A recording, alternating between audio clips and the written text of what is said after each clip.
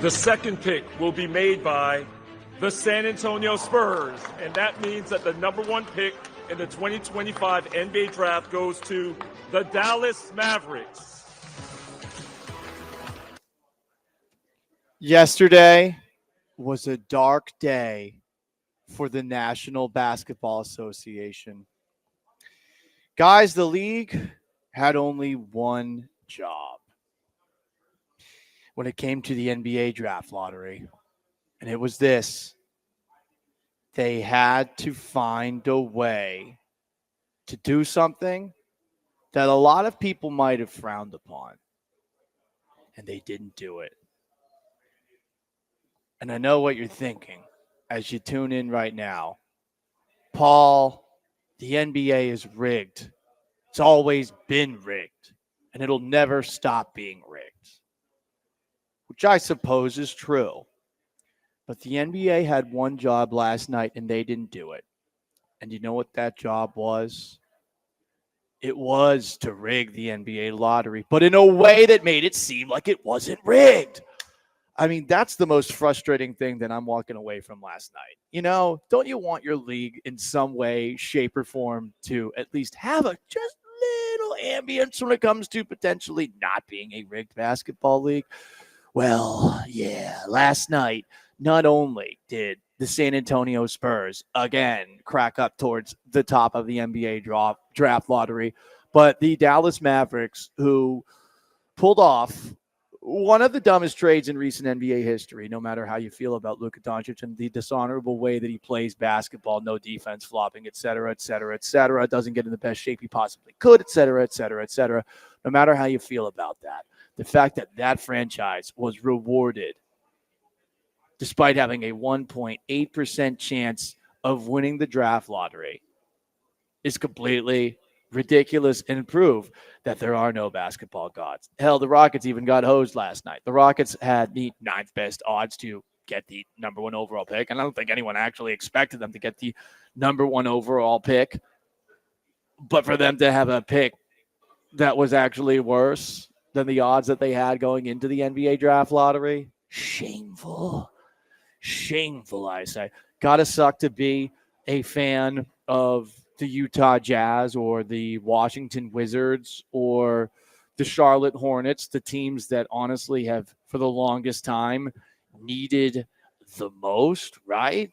I mean, these are three organizations that have had very little success. I guess Utah, at the very least, has had some success. But my goodness, those three franchises get screwed. And it's three teams that constantly get their keisters kissed by the NBA that are in the top three. Obviously, the Mavericks. Did they do that so that Nico Harrison wouldn't be murdered like JFK? Because that's the thing that happens in Dallas. I don't know. I'm just asking the question. But between that, with the Spurs getting the second overall pick again, which gives them the cheat code to go and trade for Giannis Antetokounmpo, and then on top of that, for the Philadelphia 76ers to pop back into the top three, and an egregious, very transparent tank job gets rewarded. Whew, unbelievable. And the funniest part is, it really does feel like the league is trolling us. They're trolling us, or they're perhaps self-aware enough to realize that the only way that people will talk about the sport during the offseason is to continue to give us drama and to give the tinfoil hat artists out there, like myself, tinfoil hat Thursdays every single Thursday, 12:30 here on the Paul Gallant Show, give them a little bit of ammunition to believe that this thing is rigged. And they can go down an Oliver Stone-esque movie rabbit hole thinking, what could have really happened that led to the Dallas Mavericks getting the first overall pick? And the trolling that the league seems to be doing on top of this is something else. This is a quote from the Mavericks CEO, Rick Welts, who said, quote, "I'm the only person who was in the room, and the room 40 years ago. I was in charge of the NBA draft lottery 40 years ago when Patrick Ewing won. I've been doing conspiracy theory stories ever since. This is very surreal, personally." Is it really surreal that a trade that sent the most popular white player in the NBA to the Los Angeles Lakers also results in the Dallas Mavericks getting yet another great white hope, which is like their entire organizational history. Dirk Nowitzki, Steve Nash for a little bit of time. Now on top of that, after Luka Doncic, it's Cooper Flag. I don't know. Can Dallas handle all of that? I'm not sure. What I do know is it's nuts that Dallas was rewarded with this. Absolutely nuts, preposterous, insane, and crazy. So I guess people will be talking about the league this offseason, but I mean, it really does feel rigged no matter how you look at it. And I mean, just take a look at the history of the NBA draft lottery, right? I mean, it's how can you not think this is rigged? Let's just take a look at the history. This is put out by @TheFlightMike. In 2008, you had Derrick Rose being drafted by the Chicago Bulls when the Bulls had a 1.7% chance of winning the lottery. You had in 2011, the Cavs getting the number 1 pick right after LeBron James had left the summer prior. You have in 2012, the Pelicans getting the number 1 pick after Chris Paul left. You have in 2014, the Cavaliers again getting the number 1 pick to give them the assets needed to bring Kevin Love to Cleveland and give the Cavs, what they ultimately had to win a title. You have in 2019, the Pelicans getting the number 1 pick after Anthony Davis forced a trade. And then in 2025, you have the Dallas Mavericks getting the number 1 pick after trading Luka Doncic. And on top of that, I mean, think about it back to 2003. All right, the Cleveland Cavaliers get the number 1 overall pick, and perhaps they were the number 1 team favored to get said number 1 overall pick. But LeBron James even thinks that the reason that he was a Cleveland Cavalier is because the NBA wanted to have him get drafted by his hometown team. So, I mean, that's just the tons of evidence on the wall that suggests that this thing could be rigged, even if it's not.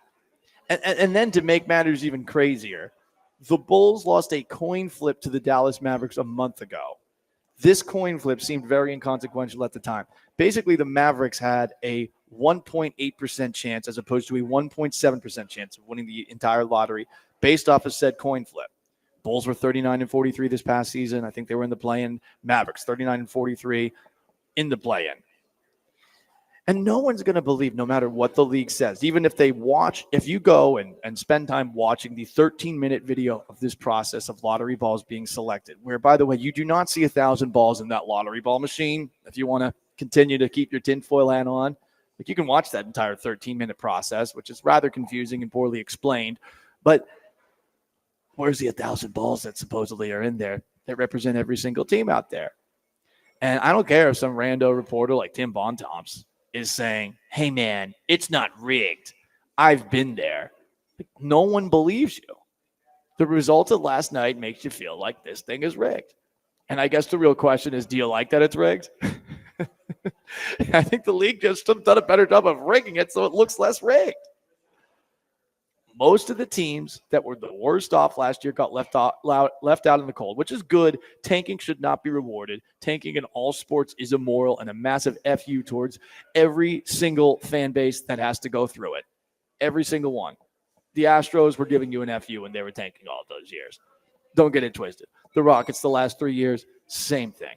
When teams like this just stop trying, it's an insult to you, to your wallet, to your time. So I get that the lottery is instituted so that you prevent tanking. But now we're at a point where truly bad teams are just going to stay truly bad forever. And teams that seem like they have all sorts of help already are getting even more. I mean, it's not like the Mavericks were a disaster. The trade was not a smart trade, but they do have Anthony Davis. They have Kyrie Irving. They have future Hall of Famers on that team. And now they get Cooper Flag. And the team that's picking second has the reigning rookie of the year and Victor Wembanyama. And I mean, okay, so tanking gets rewarded for certain organizations, the more international organizations. Like the Spurs, because they brought in maybe guys like Manu Ginobili and Tony Parker. They've grown the game globally. So now they get this too. a chance to perhaps bring in Giannis Antetokounmpo. It's hard to walk away from last night without having all the conspiracy theories in the world about the National Basketball Association, all of them. And you can laugh at it if you want. That's what I'm choosing to do as much as I can. But then you think about this. Cooper Flagg, considered the best player in this year's draft, the best player supposedly to come out of the draft in a few years, is going to the Dallas Mavericks. And Giannis Antetokounmpo seems about to go to the San Antonio Spurs.